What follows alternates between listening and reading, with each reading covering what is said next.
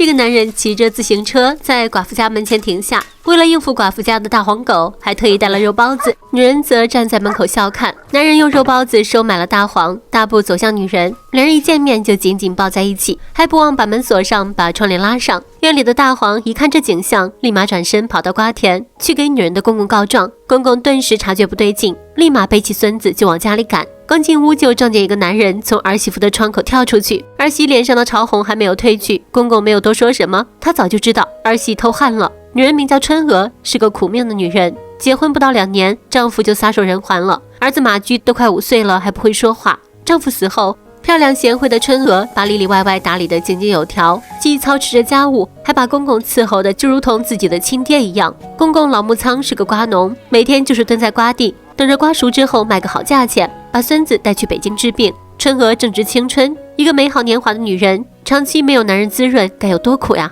老木仓是个通情达理的人，也希望她能找到一个好的归宿。正月15，按照当地风俗，春娥前往赶庙会，结识了英俊潇洒的宝剑。宝剑也被春娥的善良勤劳所吸引，一来二去，两人就陷入了爱河。俗话说，寡妇门前是非多，在那个年代，这种事情要是传出去了，光是七嘴八舌的流言，足以化作成千上万把利刃，杀死一个寡妇的名节。尤其是被公公撞见以后，春娥更是提心吊胆，要放在别人肯定不会轻饶。但老木仓理解儿媳妇，理解作为一个女人的苦。春娥来到瓜地里给公公和儿子送饭，看着公公辛苦守着瓜田，连下雨也不肯回家，就是为了给儿子治病。春娥心疼极了，拿出给儿子吃的药，这是宝剑特意从城里带回来的。宝剑爱屋及乌，对春娥孩子也十分上心。可当老木仓听说是宝剑带来的，立刻变了脸色。宝剑的父亲老侯是放高利贷的，通过这一缺德生意，在村里赚了不少钱。老木仓十分嫌弃宝剑一家人，因为他看不惯干这种缺德事害人，找谁不说，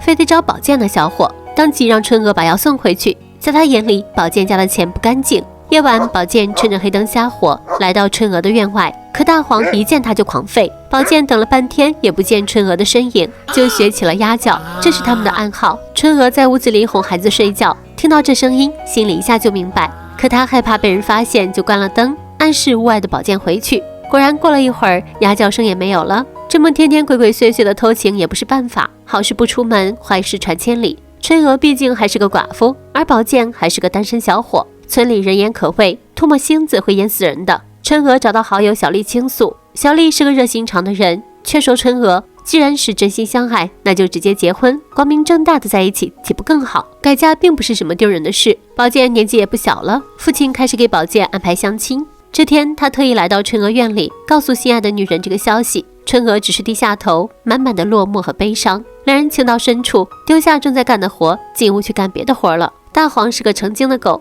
见了这一幕，又4条腿跑得飞快，去田里向公公告状。俏寡妇和帅小伙在屋子里你侬我侬，殊不知家里的大黄狗出卖了他们。公公正背着孩子往家里赶，突然听到窗外的动静，春娥走出门，强撑着招呼公公喝水。就在公公进门的那一刻，宝剑翻窗跑了出去。可公公活了这么大岁数，什么场面没有见过？看到院里被踢翻的玉米，又看到儿媳妇那不自然的表情，一下子就明白是怎么一回事。墙头上啊，栽了玻璃碴子，不好弄啊。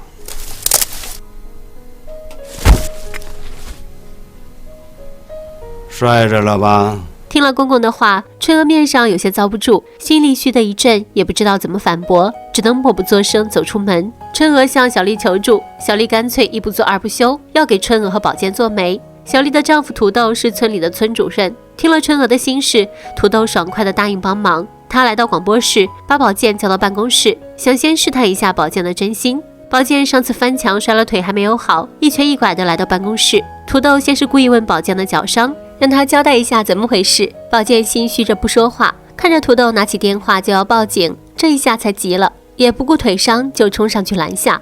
他把和春娥的私情都给交代了，但却把责任全揽到自己身上。土豆继续吓唬他，要告他强奸罪，进大狱。宝剑一脸坚定地认了。了解到宝剑对春娥是真心的之后，土豆决心帮助这对苦命鸳鸯。他让宝剑先去老木仓那里求情，老木仓不答应就长跪不起。宝剑当即同意，来到春娥家中，跪在老木仓身前，央求他能同意两人的婚事。春娥感动不已，一个还未结过婚的小伙子，能有勇气娶自己这个寡妇，还愿意照看自己的孩子，搁谁身上，谁又能不欢喜呢？可老木仓却犹豫不决，一个劲地把玩手里的烟杆，两人在院子里耗到了天黑。老木仓其实也不是不愿意让春娥改嫁，只是宝剑的家世在村里放高利贷赚黑心钱，春娥嫁过去真的能有好日子过吗？再加上老木仓又不是不知道老侯那副德行，尖酸刻薄，知道春娥是个寡妇，肯定更加为难春娥。想到这些，他直接放话，春娥嫁给谁都行，就是不能嫁到老侯家。听到这话，宝剑和春娥只能默默对视，两人都露出了失落的眼神。这一对苦命鸳鸯的阻碍可不少。老木仓猜的没错，由于春娥是个寡妇，势利眼的老侯怎么也不肯答应这门亲事。被拒绝后的宝剑开始违逆父母，不吃不喝玩起了绝食。还是村主任土豆有办法，他让小丽跑到宝剑家报信，说春娥已经在家烙饼了。老木仓要到县城告宝剑欺负妇女罪。老侯一听这话就急了，总不能眼睁睁看着儿子坐牢吧？既然生米煮成了熟饭，也便答应了这门亲事。但他从心底里看不起春娥，家里没钱没势，又是个寡妇，还带个拖油瓶，就算儿子不介意，自己也要保留最后的尊严。人可以嫁，但孩子不能来。与此同时，春娥也用真心打动了老木仓。既然春娥是真心实意爱着宝剑，老木仓也心软了。就这样，在三方的努力下，这门亲事算是成了。但老侯却觉得春娥是个寡妇，虽然自己答应过门，却不能办喜酒，一切从简。在众人的祝福声中，两位新人终于喜结连理。春娥和宝剑拜过堂后，又来到老木仓的院子里。春娥一把跪下，眼中含着热泪，一旁的宝剑也跟着跪下。嫁出去的姑娘泼出去的水，老木仓看着两人点点头，表示认同了。这个寡妇改嫁以后，还不忘前任公公，每天半夜回家给公公洗衣服做饭收拾家务。在春娥心里，老木仓就如同自己的亲爹一样。春娥嫁到老侯家后，并没有忘记公公，但又怕新公婆不高兴，只能半夜偷偷回到公公家，帮他和儿子做一点自己力所能及的事情。宝剑从梦中醒来，看到枕边人已经不见，便一路来到老木仓家，正好看见妻子辛苦的一幕，他的心中泛起了一阵心疼，却又无可奈何。清晨，春娥又回到宝剑家准备早饭，等到菜都上齐了，自己才能上桌。老侯打心眼里还是看不上春娥，便给她安排了许多活，而这一切都被丈夫宝剑看在眼里。他不忍心春娥被父亲这么刁难，便主动要求自己承担。老侯一拍桌子，这活哪是老爷们干的，你一会儿跟我去收账。宝剑从小就害怕他爹，根本没有办法反抗。平日里，春娥担负起一个家庭主妇的重担，在老侯挑剔的眼光下，百般小心地尽着一个为人儿媳妇的责任。春娥没有看错人，闲暇的时候，宝剑也会跟着春娥一起去瓜田里帮老木仓干活。这一幕恰巧被老侯看到，气得他不仅破口大骂宝剑是个吃里扒外的东西，还怒斥老木仓：“你个老东西，拽着个绳子不松手，你放风筝呢！”宝剑一见父亲这样，面子上有些挂不住，赶紧拉走父亲往回走。老木仓深感无奈，却又找不到反驳的话。春娥执意留下来给爷孙俩做饭。儿子虽然不会说话，却像是懂事般的倚在春娥的肩头流泪。也许他心里也明白母亲的不易。这天，老木仓想带着孙子去赶集，买点肥料，好给瓜地施肥。可怎么带又是一个大问题。要是领着小孙子走，路又太远，坐三轮车又怕把小孙子颠着，抱着又没有手拉车。想了半天，老木仓拿起一根绳，学着村里的妇女那样，把小孙子绑在自己背上，一边背一边推着车往前走。可刚走到半路，就被同村的一个老沈看到。老沈抱怨起春娥来。听到这，老木仓转头就走。这怎么也不是，好不容易想到个法子，还要被人说春娥的不是。老木仓又发起愁来。好在看到一个大麻袋，把大麻袋放小孙子屁股下，这就不会颠着他了。这边老沈把刚才看到的告诉了春娥。春娥一听到公公一个人带着孩子赶集，便也不顾老侯还在一旁，一路跑到路上，看到老木仓和儿子的背影，顿时觉得自己改嫁是个错误的决定。自己是过上了好日子，却苦了公公和儿子。春娥既愧疚又心痛，当初这院墙怎么就没守住呢？眼水在眼眶里打转。回到家就看到对他仰慕已久的希望也在。希望整日游手好闲，不务正业，修个大门都要来借高利贷。看到春娥就像是丢了魂似的，眼睛都直了。老侯却没有吭声，还庆幸因为春娥轻松做成了一笔生意。这天，老侯带着儿子宝剑去收账，正好碰上村主任土豆。土豆阴阳怪气，老侯一下就明白了，这是在警告自己放高利贷呢。又想到儿媳春娥常去土豆家串门，平时自己对春娥不好，没准就是春娥告的密，好断了自己的财路。气不打一处来的他开始说起春娥的不是。宝剑是个护妻的主，为春娥辩解了一句，却吃了老侯一个大嘴巴子。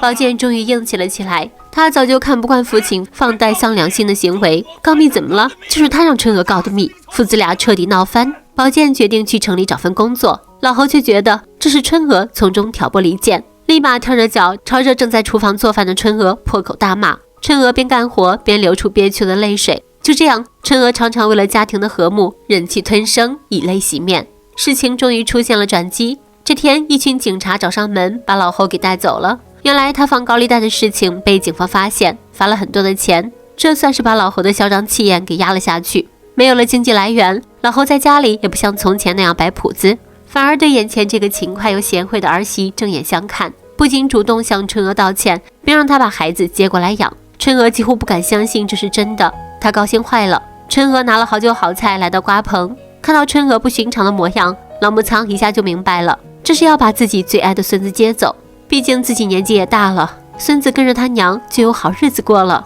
说完就兀自倒起了白酒，一杯一杯灌进肚里，还拿出身上仅有的钱，说是给孙子买糖吃。看到这场景，春娥崩溃大哭。她最对不起的就是眼前这个年迈的老人，他儿子命不好，早早就离世，孙子命苦，长这么大还不会说话。老木仓看着母子俩离去的背影，终于忍不住流下了泪水。没有了孙子的陪伴，老木仓的胡子和头发都白了大半，真正成了孤家寡人。每天守在瓜棚里，把精力都放在了劳动上，只有一只大黄狗作伴，终于累倒在了瓜田上。等春娥一家三口发现的时候，老木仓已是奄奄一息。此刻春娥早已泣不成声。老木仓临死前还不忘嘱咐春娥，把全部的瓜卖了，带小孙子上北京治病。说完便永远闭上了双眼。春娥和宝剑就着瓜地里找到一块空地，披麻戴孝地下葬了老木仓。堆起的新坟墓前，春娥让儿子跪下给爷爷磕几个头。那一刻，一颗熟透的西瓜咯的一声裂成两半，瓜瓤鲜红，瓜子如墨，西瓜终于熟了。这就是老木仓给一家三口留下的新的希望。